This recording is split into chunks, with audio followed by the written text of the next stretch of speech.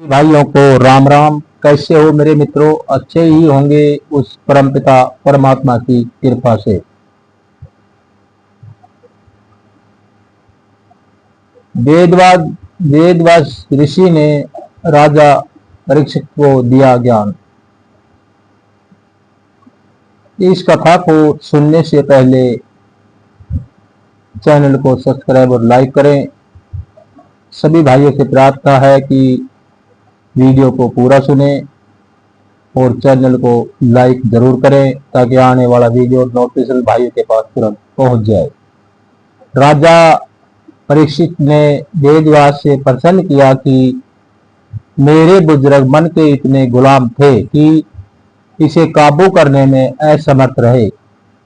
वेदव्यास ने जवाब दिया कि राजा मन लज्जत का आशिक है और बहुत बलवान है, इसे छूटने का कोई उपाय नहीं है। तुम्हें जल्दी ही इसकी समझ आ जाएगी। राजा परीक्षित ने कहा कि इसका कोई उपाय बताइए। वेदव्यास ने कहा कि कोई नहीं है। परीक्षित को इस बात का विश्वास न हुआ कि फिर वेदव्यास ने कहा, अच्छा मैं तुम्हें पहले की ही बतला देता हूं कि आज से 3 महीने बाद तेरे पास एक सौदागर घोड़ा लाएगा।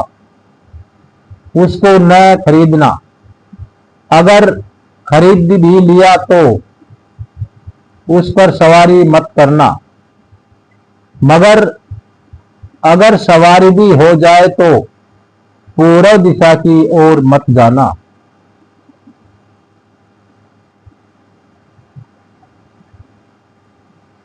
अगर पूर्व दिशा की ओर चला भी जाए तो तुझे एक औरत मिलेगी, उसे बात मत करना। अगर बात भी कर ली तो उसको घर न लाना, मगर घर भी ले आए तो उससे शादी न करना। अगर शादी भी कर ले तो उसके कहने में मत आना।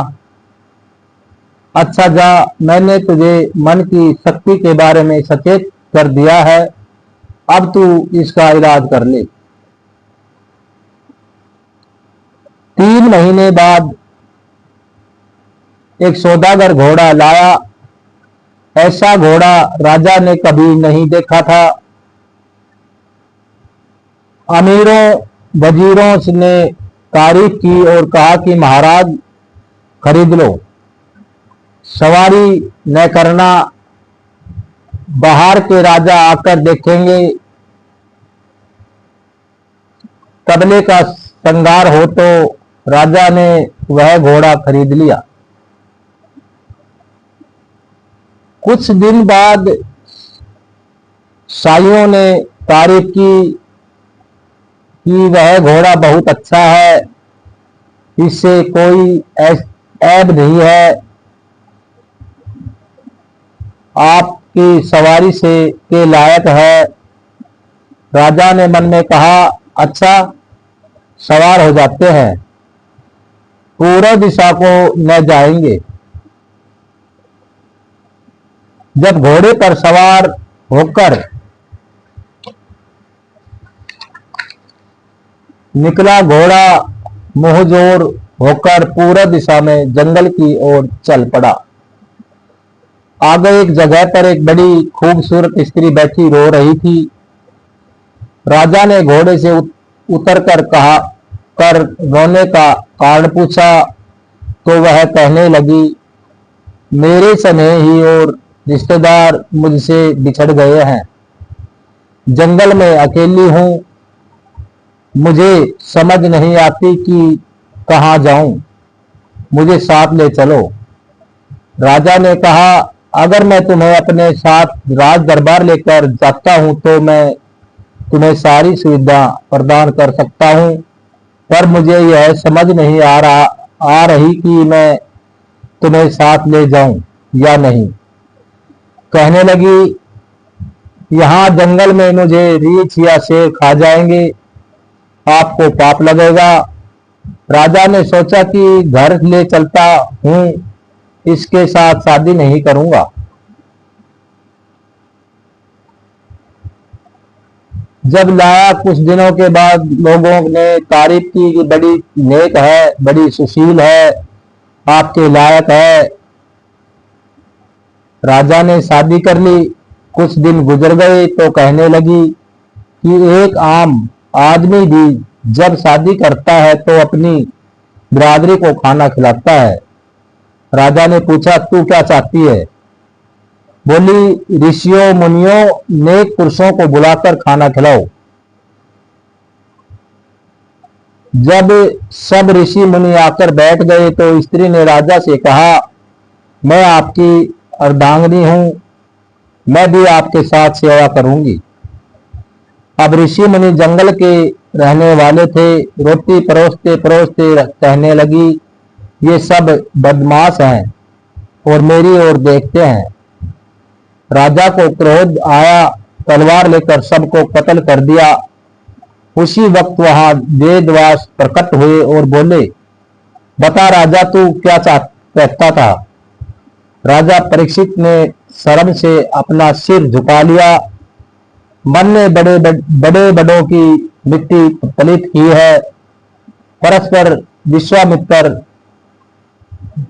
श्रृंगी ऋषि और अन्य कई ऋषि मुनि मन के वश में आकर गिर गए। पुराणों को पढ़कर देखो, हमारी धार्मिक पुस्तकें कहती हैं कि जो ताकत मन को वश में करती है वह मनुष्य के अंदर है। जब 9 दरवाजों को खाली करके ऊपर रूहानी मंडलों में पहुंचकर उस नाम रूपी अमृत को पियोगे तो मन वश में आएगा। जिस दिल में सब जीवों के लिए प्रेम और दया होती है उसमें विषय विकारों के लिए कोई स्थान नहीं होता। ए दोस्त, कभी किसी दिल को ठेस न पहुंचाना, किसी का दिल दुखाना प्रभु को भूल जाना है। तज़किरात उल औलिया मुसलमानों की एक रूहानी पुस्तक है। उसमें एक छोटी सी कहानी आती है कि एक बार एक फकीर जब सफर पर निकला तो उसने साथ में रोटी बांध ली कि वह रास्ते में खाएगा। रात को एक मस्जिद में सोया। सुबह उठकर 10-12 मील सफर किया, फिर ख्याल आया कि रोटी खा लूं। जब रोटी की गठरी खोली तो देखा कि रोटी चींटियों से भरी पड़ी थी। फकीर को बहुत दुख हुआ कि मैं इनको इतनी दूर ले आया हूं। इस जगह इनका कोई घर बार नहीं है। कोई अपनी माँ छोड़कर आई है, कोई अपना बाप छोड़कर आया है, कोई बच्चे छोड़कर आई है। यह सोचकर वह वापिस चल पड़ा और 10-12 मील का सफर करके वापिस उसी मस्जिद में आया। रोटी झाड़ी और चींटियों से कहा कि जाओ, अपने अपने घर को मजहब कत्लों, गारत, मारना काटना नहीं सिखाता बल्कि दया सिखाता है। यही फकीरों और साधुओं की शिक्षा है। इसे ग्रहण करनी चाहिए। मन पर काबू करना चाहिए। मन एक शैतान घोड़ा है। इसको काबू करके 9 दरवाजों को छोड़कर 10वें दरवाजे को ब्रह्मांड में जाकर उस परमपिता परमात्मा को याद करना चाहिए।